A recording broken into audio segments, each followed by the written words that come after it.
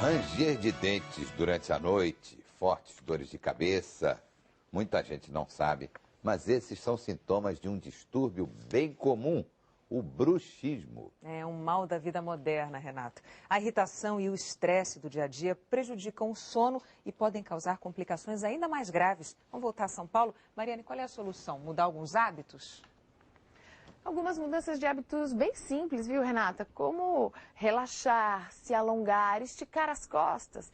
Isso vai ajudando até a soltar a mandíbula, onde normalmente nós concentramos muita atenção. Um nervosismo que pode se manifestar, inclusive à noite, durante o nosso sono, atrapalhando o sono e nos deixando ainda mais irritados.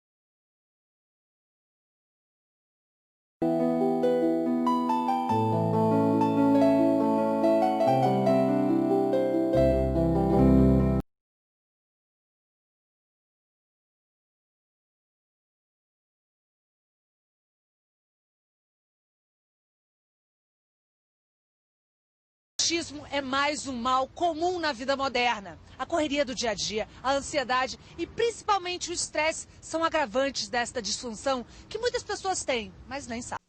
Além do sono, o bruxismo também pode causar enxaqueca e até problema nas costas por causa da tensão dos músculos da face.